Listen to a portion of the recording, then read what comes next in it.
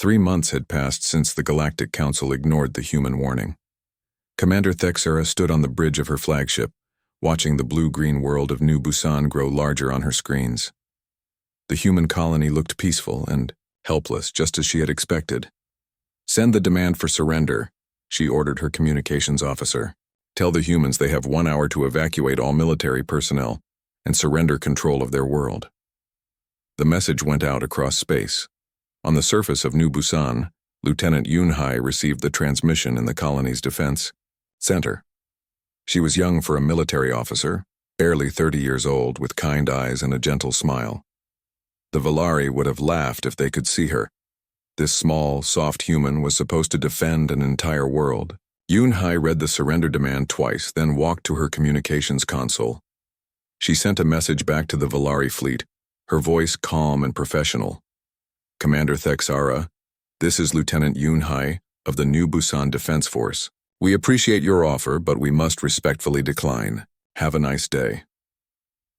On the Valari flagship, Thexera stared at her screen in disbelief.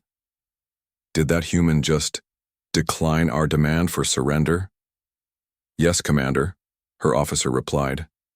The message also included what appears to be a recipe for kimchi and a request for us to rate their planetary defense system on a scale of 1 to 10. Thexera's rage built slowly. Humans were supposed to be afraid. They were supposed to beg and plead.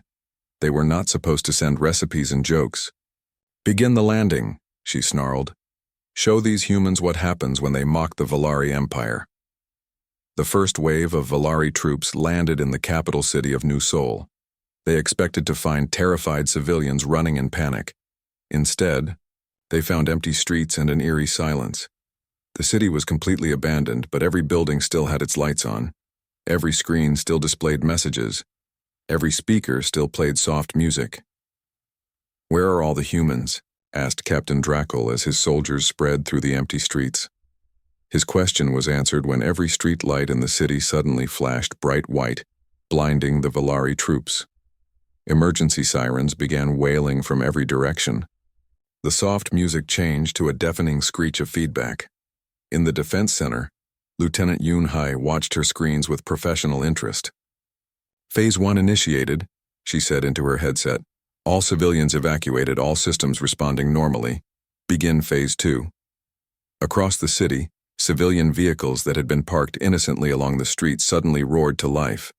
But there were no drivers inside them.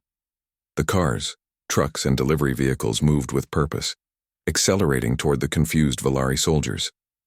Captain Drackle dove behind a building as a grocery delivery truck exploded against the wall where he had been standing. "What kind of weapons are these?" he shouted into his communicator. "They are not weapons," came the panicked reply from another soldier. "According to our scanners, these are just normal civilian vehicles, but they are moving by themselves." The truth was both simpler and more terrifying than the Valari could understand. Every vehicle on New Busan was equipped with automated driving systems. Every traffic light, every parking meter, every electronic device was connected to the planetary network, and Lieutenant Yunhai controlled that network. Meanwhile, far above the planet, something was happening to the Valari fleet that made no sense at all. Ships began reporting system failures. Navigation computers started giving wrong coordinates. Weapon systems randomly powered down. Life support systems played music instead of circulating air. On the flagship bridge, Thexera watched in growing horror as her mighty fleet slowly fell apart around her. "Report," she demanded. "Commander, we are experiencing widespread system intrusions," her technology officer replied. "Someone is inside our computers, but our security systems show no signs of any attack." What the Valari did not know was that Dr. Kim Hana was sitting in a small office on the far side of New Busan, drinking tea and working at a simple computer terminal. She looked like a civilian scientist, which she was. She also happened to be one of the most dangerous cyber warfare specialists in human space. Dr. Kim had spent the last 50 years studying alien computer systems, not by stealing them or attacking them, but by simply watching how they worked when aliens visited human worlds. Every trade ship, every diplomatic vessel, every alien tourist had unknowingly taught her something new. She had learned that Valari security systems were designed to stop massive attacks, not tiny intrusions that looked like normal system maintenance. She had discovered that their computers trusted any signal that came from inside their own network. And most importantly, she had figured out that Valari programmers had a weakness for making their code look beautiful instead of making it secure. "Dr. Kim," came Lieutenant Yoon's voice through the communicator. "How are we doing up there?" Kim smiled as she typed commands that turned the Valari flagship's artificial gravity upside down. "Oh, they're having a very bad day. I've convinced their navigation system that they're actually flying backwards. Their weapons think they're in a training simulation. And their captain's personal shower is now playing opera music at maximum volume." But Dr. Kim and Lieutenant Yoon were not the only humans having fun that day. Captain Lee Dong was leading a small fleet of human ships in what the Valari would later describe as the most impossible military operation they had ever witnessed. Lee Dong's ships should not have existed.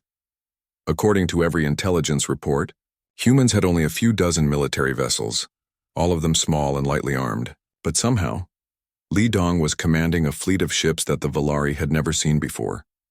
The human vessels appeared out of nowhere, struck Valari supply ships with devastating precision, and then vanished before the enemy could respond. They moved faster than anything in the Valari fleet. They fired weapons that seemed to ignore shields and armor, and worst of all, they seemed to know exactly where every Valari ship would be before the Valari themselves knew. "How are they doing this?" Thexara demanded as another supply convoy disappeared in brilliant explosions. Her intelligence officer looked terrified. "Commander, we have been monitoring human space for decades. These ships do not exist in any of our records. It is as if they appeared from nothing." The truth was that Captain Lee Dong's ships had been hiding in plain sight for years. They looked like asteroids when they were not moving. They looked like space debris when they drifted through shipping lanes. They looked like absolutely nothing when they activated their stealth systems and became invisible to every known type of sensor. Elder Morden watched the events unfolding from his monitoring station in Void Watcher space. His ancient species had been observing the conflict with growing dread. What they were seeing should have been impossible. "How long have humans been preparing for this?" asked his aide, a younger Void Watcher named Gentar. Morden studied the data streaming across his screens. Human ships that should not exist. Human technology that violated every assumption about their capabilities. Human tactics that seemed to come from nowhere. "I think," he said slowly, "they have been preparing since the day they first met us." The Quanti Collective was having their own problems. Their hive mind had always been their greatest strength. Millions of individuals thinking as one, sharing knowledge instantly, coordinating perfectly. But now their perfect system was experiencing something they had never felt before. Confusion. The humans were broadcasting signals into Quanti space. Not weapons, not threats, just information. Stories, songs, jokes, random facts, philosophical questions. Normally the collective would simply ignore such noise. But these signals were designed to be irresistible to a hive mind. They posed questions that had no single answer. They told stories that could be interpreted in multiple ways. They created paradoxes that made the collective argue with itself.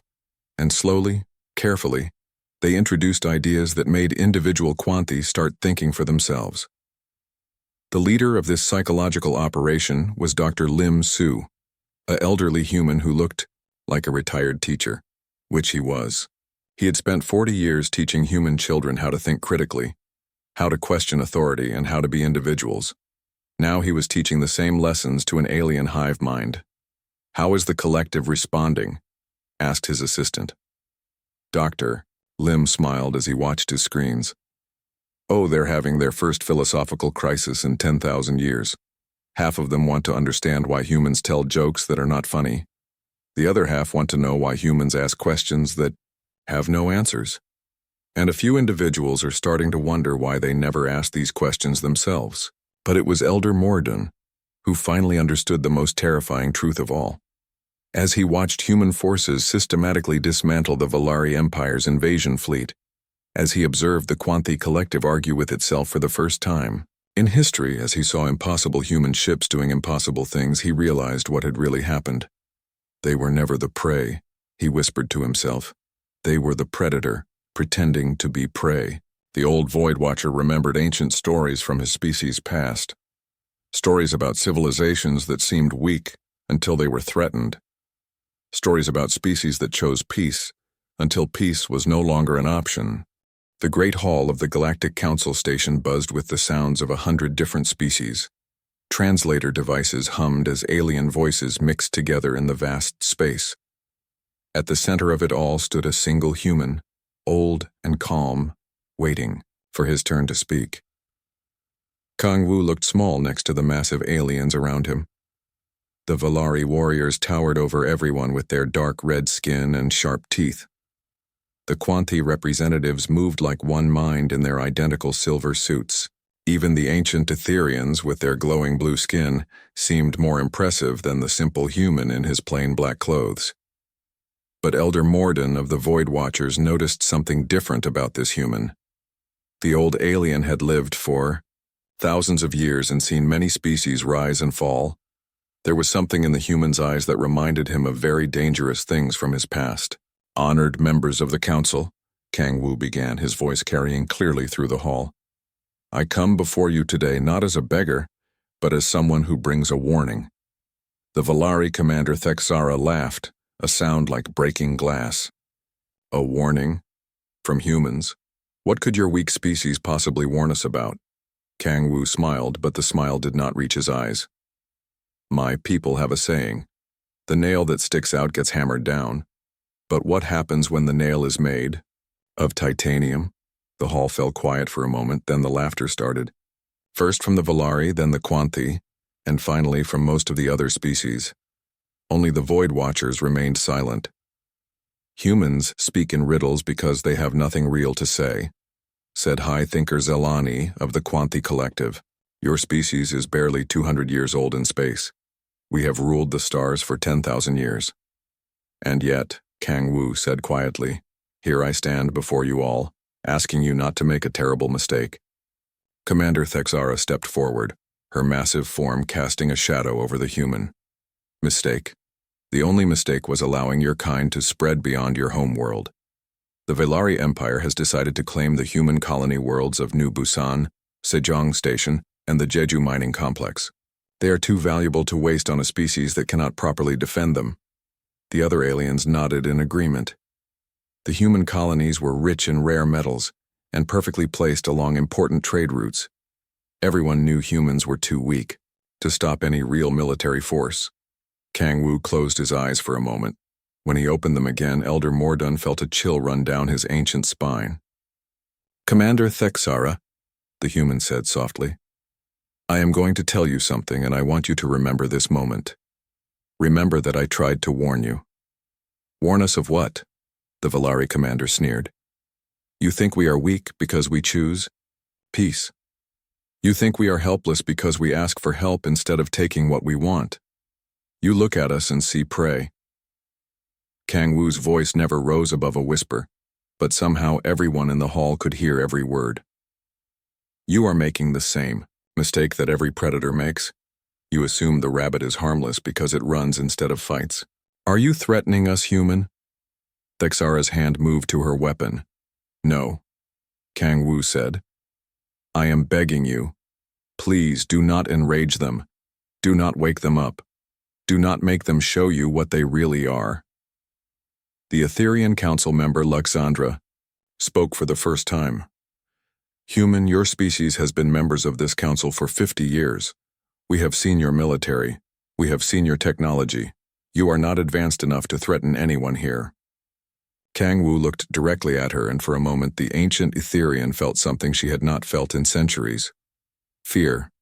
Have you? The human asked. Have you really seen our military? Have you seen our technology? Or have you seen what we chose to show you? Elder Morden finally spoke up. Perhaps we should listen to what the human has to say.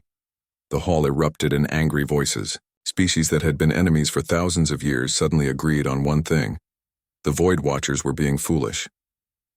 The Void Watchers grow soft in their old age, Commander Thexara declared. Humans are traders and farmers. They build schools and hospitals.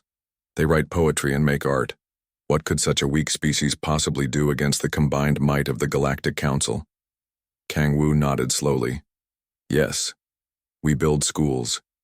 Do you know what we teach in those schools? We write poetry. Do you know what our poems are about? We make art.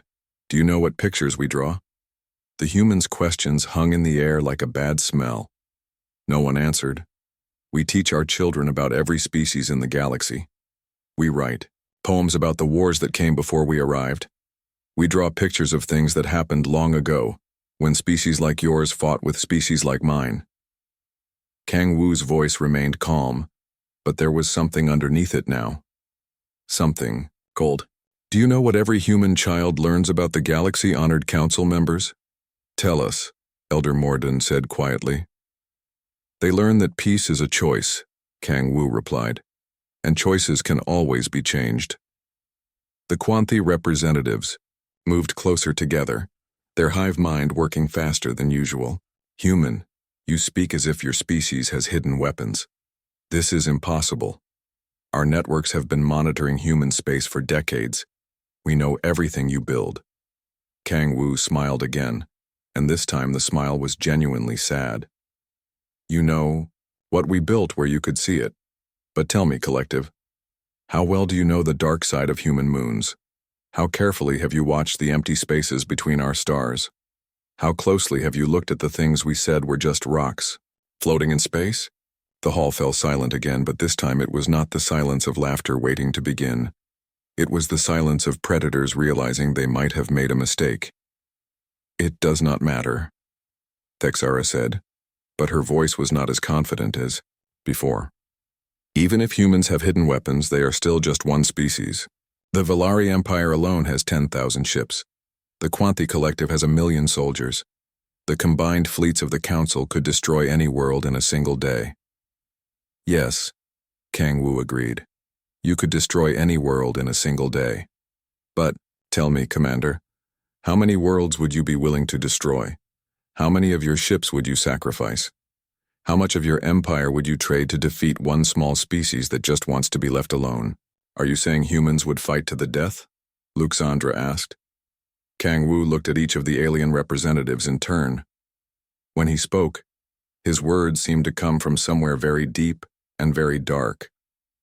No, he said. I am saying we would fight until you wished you were dead. The human turned to leave but stopped at the edge of the platform. I will send one final message to my government. I will tell them that I tried to make you understand. I will tell them that you would not listen. And then, honored members of the council, you will learn what happens when you wake something that was sleeping. As Kang Wu walked away, Elder Morden felt the weight of terrible knowledge settling on his shoulders. He had seen this before. Long ago, when young species made the mistake of threatening old ones, he had watched civilizations fall because they could not tell the difference between peace and weakness. This is ridiculous, Commander Thexara announced. The Valari fleet moves to claim the human worlds in 3 days. Any species that tries to stop us will be considered an enemy of the Empire. The other council members nodded and began to plan. They talked about dividing human space between their empires. They discussed which colonies had the most valuable resources. They made jokes about human poetry and art. None of them noticed Elder Morden quietly leaving the hall. None of them saw him sending an encrypted message to the oldest archives of the Void Watchers. None of them heard him give a simple command. Begin deep space monitoring of human territory. Watch for things that should not be there. Record everything. We may need to remember what happened here when the historians ask how it all began. In his quarters later that night, Kang Wu sat at his communication console.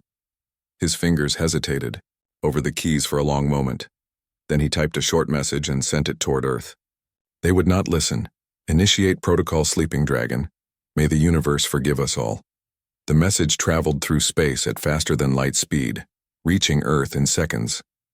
On the surface of humanity's homeworld, computers began to wake up. Deep space monitors activated.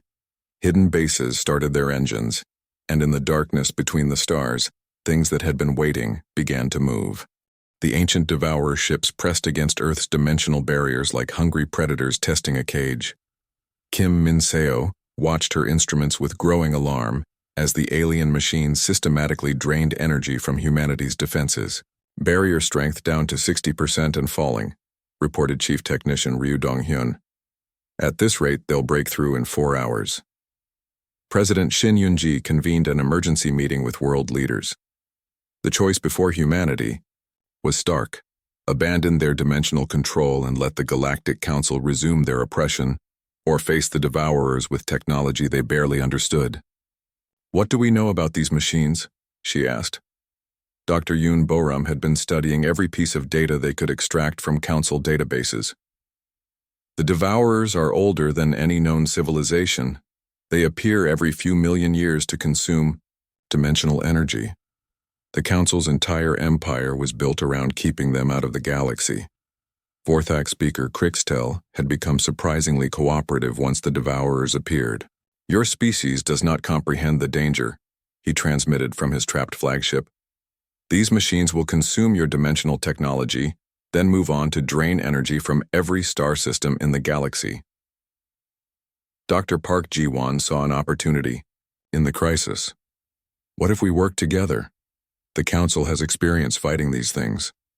We have the dimensional control they need." "Cooperation with humans is unthinkable," Crixtel replied, but his voice lacked its former conviction. "The Council does not negotiate with inferior species." Agent Lim Jae-ho had been monitoring communications between the stranded Council ships.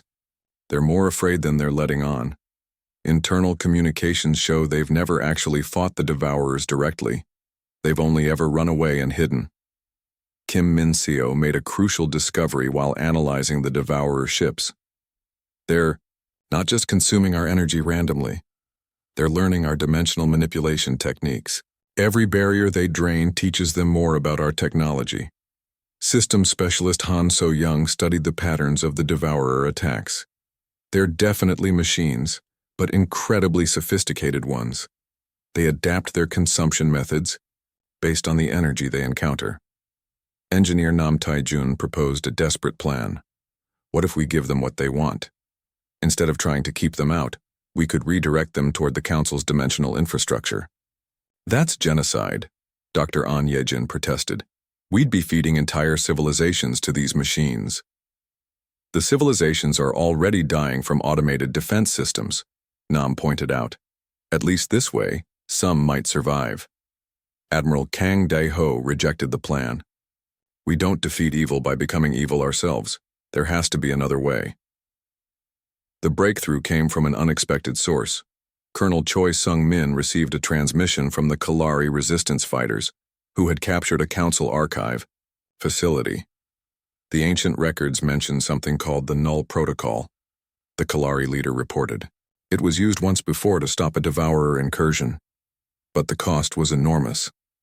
Dr. Yoon Boram studied the newly discovered records. The Null Protocol was a last resort weapon that could sever dimensional connections across vast areas of space. It would stop the devourers, but it would also permanently cut off faster-than-light travel for thousands of star systems. "It's a dimensional quarantine," she explained. "Any area affected by the Null Protocol becomes isolated from the rest of the galaxy forever. No travel, no communication, nothing." Kim Min-seo realized the implications. "We could use it to trap the devourers in empty space, but we'd have to sacrifice our own dimensional capabilities to do it." Captain Lee Hyun-woo reported from the lunar defense stations that several devourer ships had broken through the outer barriers. "They're inside the solar system. ETA to Earth orbit, 2 hours. Emergency coordinator. Oh Min-jung, coordinated evacuation. Efforts for major population centers, but everyone knew there was nowhere to run from machines that could consume dimensional energy." President Shin Yun-ji made the hardest decision of her career. Implement the Null Protocol.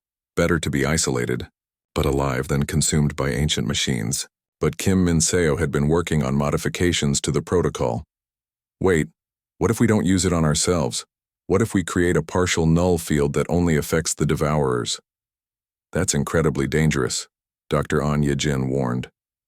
1. Miscalculation, and we could null ourselves out of existence. Systems specialist Han So-young had been studying the Devourer ships with Earth's most powerful sensors. Kim, look at this. They're not just consuming energy, they're converting it into something else. The energy doesn't disappear, it gets transformed. The discovery changed everything. The Devourers weren't destroyers, they were recyclers. They consumed dimensional energy and converted it into a form that could be used to maintain the structure of space-time itself. They're gardeners, Kim realized suddenly. They prevent dimensional energy from building up to dangerous levels. Without them, the galaxy would eventually tear itself apart from too much dimensional manipulation. Engineer Nam Tae-jun studied the energy conversion patterns.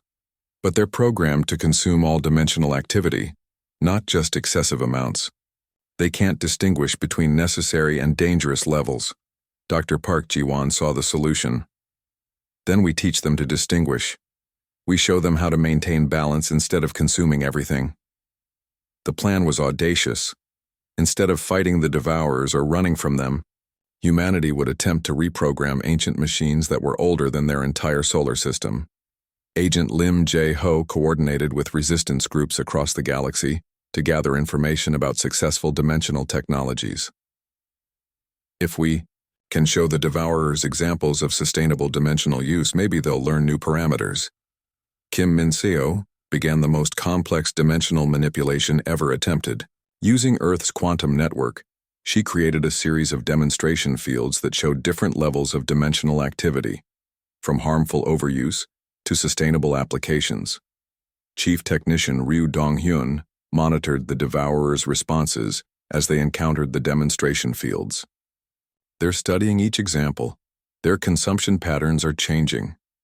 The ancient machines began to understand. Instead of consuming all dimensional energy, they started consuming only the excessive amounts while leaving sustainable levels untouched. Vorthak speaker Krixtel watched in amazement as the Devourers adapted their behavior. Impossible. No species has ever communicated successfully with these machines. Maybe no species ever tried teaching them instead of fighting them, Dr. Park replied. The crisis was far from over. The Devourers accepted humanity's guidance, but the galaxy still faced the problem of the collapsed Council Empire and billions of people trapped by automated defense systems. President Shin Eun-ji proposed a new galactic order. We can use our dimensional control to create a network that prevents any single species from dominating others. The Devourers can help maintain balance. Admiral Kang Dae-ho coordinated with the liberated species to form a new alliance. The Galactic Liberation Compact, he announced, based on cooperation instead of conquest. Kim Min-seo designed a new dimensional network that required multiple species to work together. No single civilization could control galactic travel. It required cooperation between dozens of different worlds. Over the following months, the transformation of galactic civilization accelerated. The Council species, humbled by their defeat and grateful to avoid extinction, accepted roles in the new cooperative government.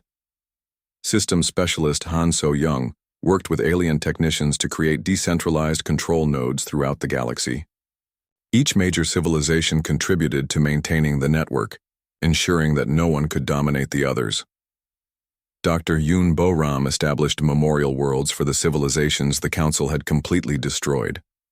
These became centers of learning, where species could study the dangers of unchecked imperial power.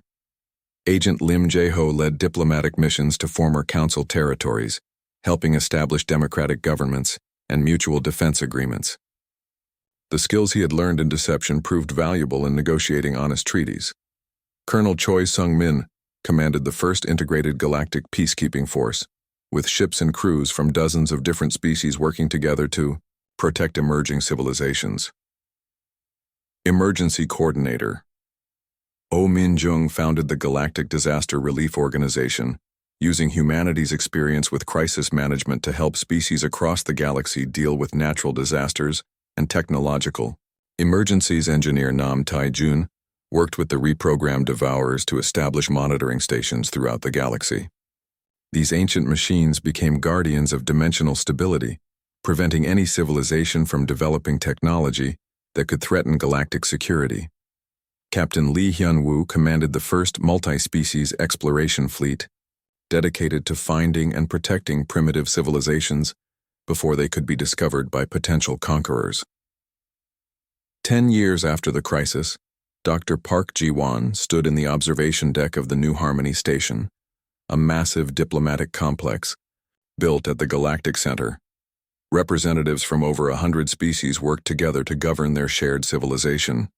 The Dimensional Gateway Network had become a symbol of cooperation rather than control. The Galactic Council fleet hung powerless in space around Earth, their massive ships dark and silent. Inside the alien vessels, panic spread among crews who had never faced defeat. For over 1,000 years, the Council had been the supreme power in the galaxy. Now they were trapped by a species they had dismissed as primitive. Vorthak Speaker Crixtel paced in the command chamber of the flagship, his crystalline form flickering with angry red light. The other Council leaders, Melody Harmonist Veltar and Brazen Collective Prime Unit 847, attended the emergency meeting through quantum projections that barely functioned. "Our hyperspace drives are completely inoperable," reported Unit 847 in its mechanical voice. "Long-range communications are severed. We cannot contact any Council territories." Harmonist Veltar's musical tones carried deep concern. "The dimensional barriers extend far beyond this system. Our scouts report the effect reaches at least 50 light-years in all directions." Crixtel's voice cracked with frustration. "How did an inferior species develop this technology? Our intelligence indicated they possessed only basic spaceflight and primitive weapons." Admiral Kang Dae-ho watched the alien discussions through intercepted communications. Agent Lim Jae-ho's teams had successfully hacked into several Council ships, giving Earth access to their internal communications and databases. "They're more afraid than angry," Kang observed to his staff. "Look at their body language and vocal patterns. They're not planning attacks. They're trying to figure out how to escape." Dr. Park Ji-won had been conducting careful negotiations with the Council leadership. Instead of demanding surrender, she was asking questions about their empire and the species under their control. "Tell me about the rebellions," she said during their latest communication. "Our monitoring stations are detecting conflict across dozens of star systems." Crixtel's response was reluctant. "Certain managed species are experiencing temporary disruptions due to communication difficulties. The situation will be resolved once normal operations resume." "You mean once you can send warships to crush the freedom fighters?" Park said calmly. "We've been listening to the transmissions. 43 enslaved civilizations are fighting for their independence." Kim Min-seo worked frantically to understand the full extent of her creation. The dimensional field Earth controlled was far more powerful than she had imagined. Every quantum processor on the planet was connected to a network that now influenced spacetime across hundreds of star systems. "The field is still growing," reported systems specialist Han So-young. "We're detecting dimensional resonance as far as the galactic rim. At this rate, we'll have influence over half the galaxy within days." Chief Technician Ryu Dong-hyun monitored the power consumption of the global network. "Energy usage is increasing exponentially. We're drawing power from every nuclear reactor on Earth, plus solar, wind, and geothermal sources. If demand keeps growing, we'll need to shut down some dimensional zones to prevent system overload." Dr. An Ye-jin made a disturbing discovery while analyzing the quantum field data. "Kim, the dimensional barriers aren't just blocking travel. They're fundamentally changing the structure of space in our area of influence. We're creating permanent modifications to reality itself." The implications worried Kim deeply. Humanity had gained incredible power, but they were also changing the galaxy in ways they didn't fully understand. What if their modifications to space-time had unintended consequences? Colonel Choi Sung-min coordinated with resistance movements across the galaxy.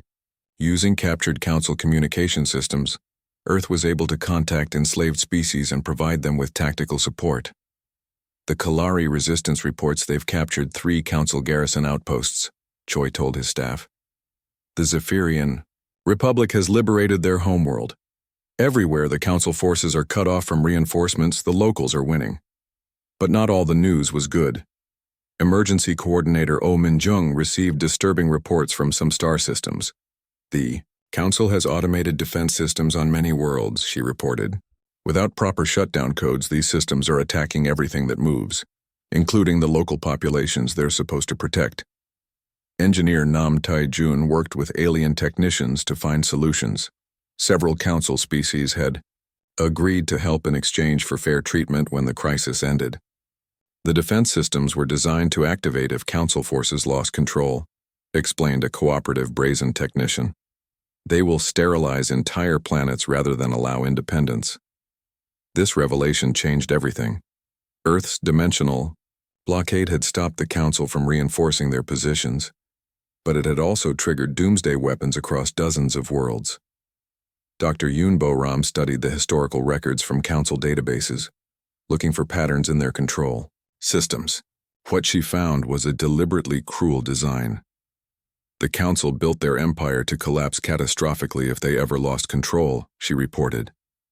They wanted to ensure that rebellion would result in the destruction of the rebelling species. It's genocide by design. President Shin Yoon-ji faced an impossible choice. Earth could maintain the dimensional barriers and let the automated systems kill billions of innocent people. Or they could lower the barriers and allow the Council to regain control.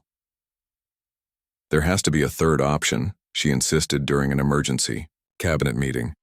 We can't be responsible for mass genocide. Kim Min-seo proposed a risky solution. What if we don't lower all the barriers? We could create selective gateways that allow specific ships through while keeping the Council fleet trapped. That would require incredible precision, Dr. An Yejin warned. One mistake and we could let Council reinforcements reach the rebellious systems. Agent Lim Jae-ho suggested using the captured Council ships. We have several vessels under our control. We could modify them to carry shutdown codes to the automated defense systems. Admiral Kang Dae-ho saw the military implications. That would mean sending human crews into combat zones across the galaxy. We'd be taking sides in a galactic civil war. The debate was interrupted by urgent communications from Captain Lee Hyun-woo at the lunar base. Sir, we're detecting new contacts at the edge of our dimensional field. Something is trying to force its way through the barriers. The new arrivals weren't Council ships. They were massive automated vessels, larger than anything in the Council fleet. Their design was alien even by galactic standards. Smooth, organic shapes that seemed to shift and flow like living things. Kim Min-seo's instruments detected energy signatures unlike anything they had seen before. These ships are using technology that predates the Council by millions of years. They're not from this galaxy. Systems specialist Han So-young tracked the intruders' movements. They're testing our dimensional barriers systematically.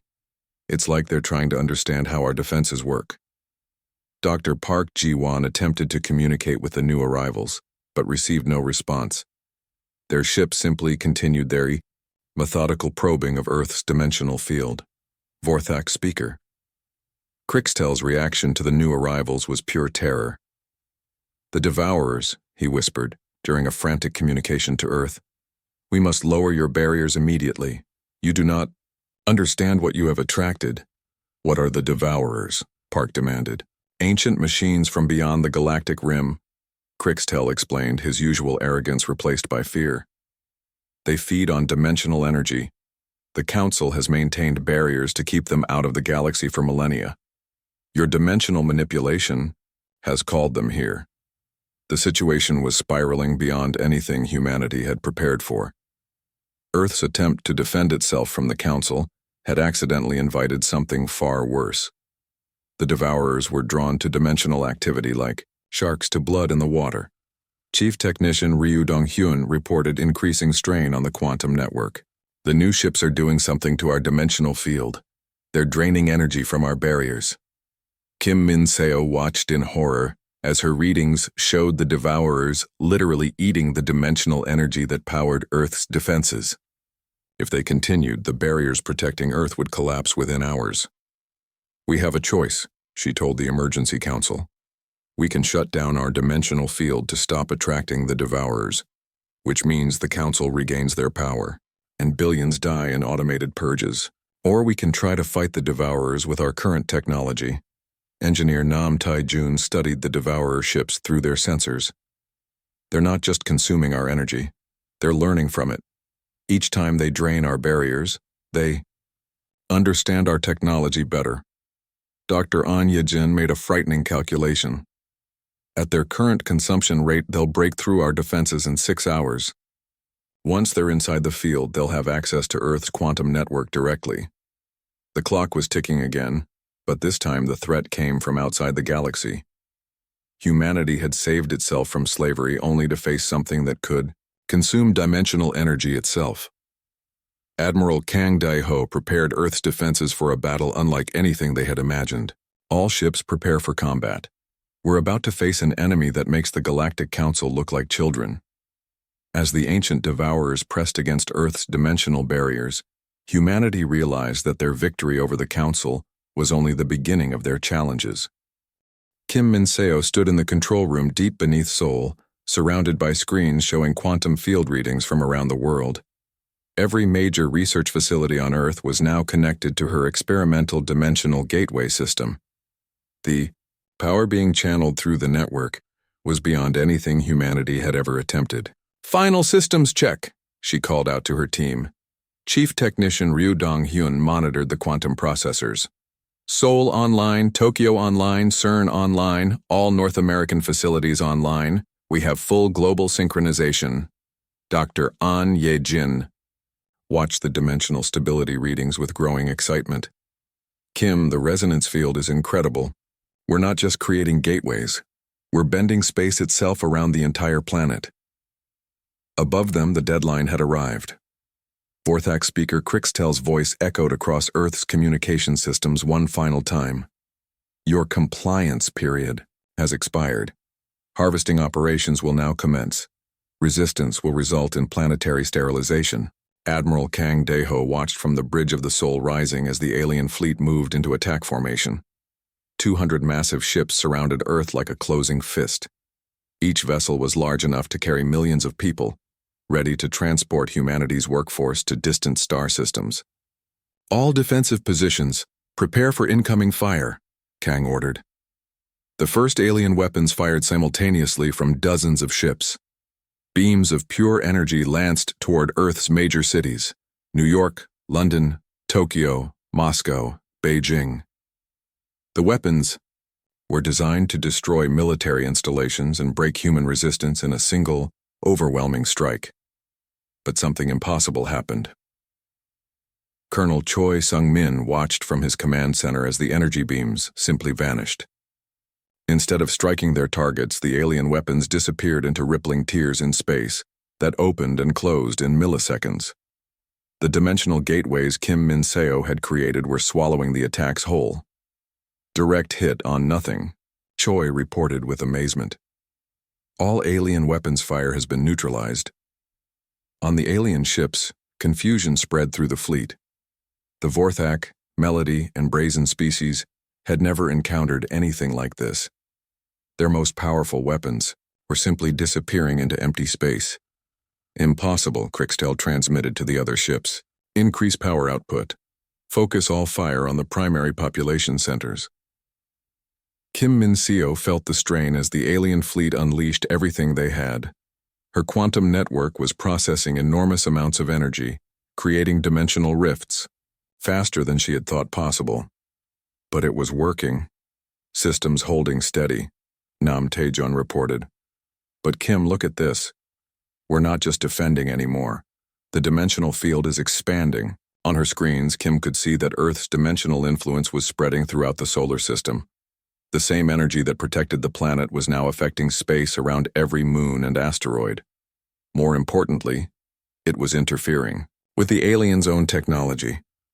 Systems specialist Han So-young made the first crucial discovery. Their ships are having problems.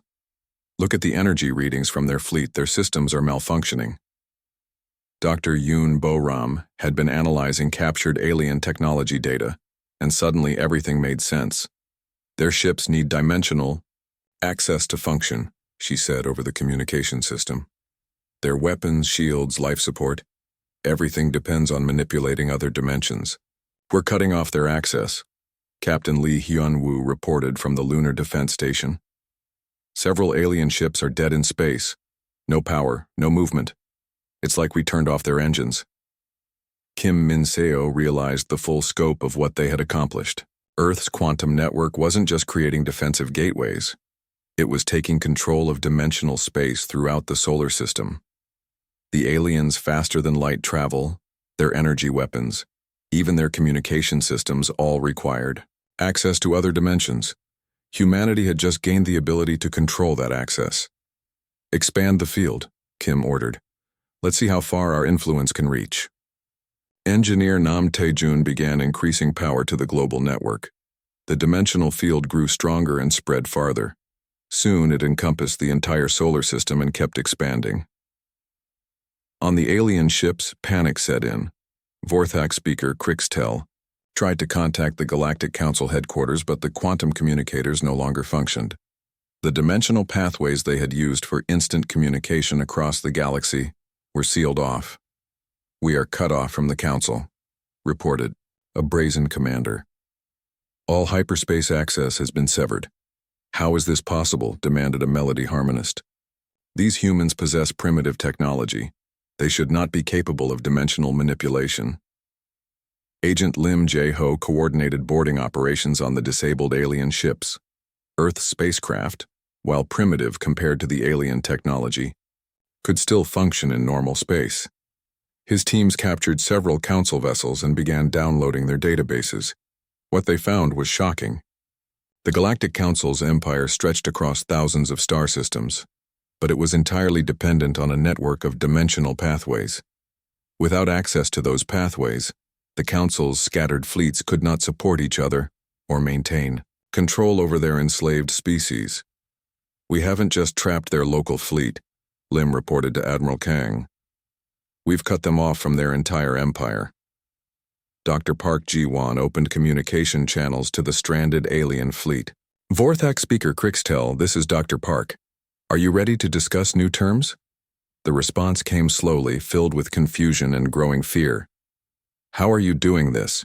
Your species lacks the knowledge for dimensional manipulation." "Apparently, we don't," Park replied calmly. "Now let's talk about a different kind of cooperation." Kim Min-seo was discovering just how far Earth's influence extended. The dimensional field now reached 50 light-years in every direction. Within that space, all dimensional travel was under human control. Any ship trying to enter or leave the field had to have permission from Earth's quantum network. "This is incredible," Dr. An Ye-jin said, studying the readings. "We've created a dimensional bubble around Earth. Nothing can use faster-than-light travel without our approval." Chief Technician Ryu Dong-hyun noticed something else on his instruments. "Kim, we're receiving signals from outside the field. Lots of them. It sounds like other species trying to communicate." The signals were coming from the star systems where the Galactic Council had enslaved other civilizations. For the first time in centuries, those species found their oppressors cut off from reinforcements and support. Word of the Council fleet's defeat was spreading across the galaxy. Emergency Coordinator Oh Min-jung worked to establish communication with these distant species. Using the alien ship's translation systems, Earth began receiving messages from dozens of different civilizations. "We are the Kalari people," came one transmission. "We have been enslaved by the Council for 300 years. Is it true they can no longer travel between systems?" "This is the Zephyrian Republic," said another. "Our resistance fighters report that Council garrisons are stranded without support." "How did you defeat them?" President Shin Yoon-ji called an emergency session with world leaders. The situation had changed completely in just a few hours. Instead of facing enslavement, humanity had accidentally become the most powerful force in the galaxy. "We need to decide what to do with this power," she said. "We can keep the dimensional barriers up forever, isolating Earth but keeping us safe.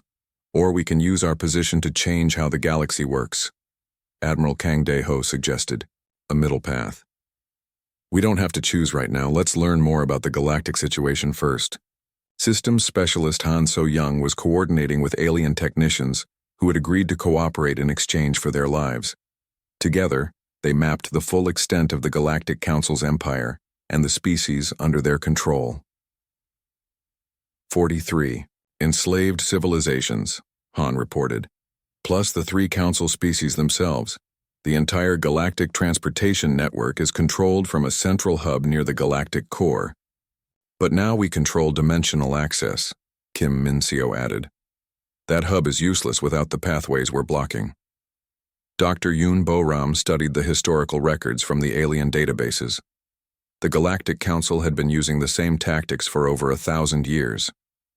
They would find a species developing advanced technology, claim they were a threat to galactic stability, and then either destroy them or turn them into slaves. They're afraid, Yoon realized. The Council isn't really powerful. They're just bullies who got control of the transportation system first. They use it to prevent anyone else from becoming strong enough to challenge them. Agent Lim Jae-ho brought more intelligence from the captured ships. The Council species aren't even working together by choice. The Vorthak conquered the Melody and Brazen centuries ago. They're all afraid of being overthrown. As reports continued to come in from across the galaxy, it became clear that the Galactic Council's empire was collapsing. Without the ability to move fleets between systems, they couldn't maintain control over their vast territories. Rebellions were breaking out on dozens of worlds. Kim Min-seo faced a crucial decision. Earth's quantum network could maintain the dimensional blockade indefinitely, keeping the aliens trapped. But that would also prevent any chance of galactic civilization recovering from centuries of oppression.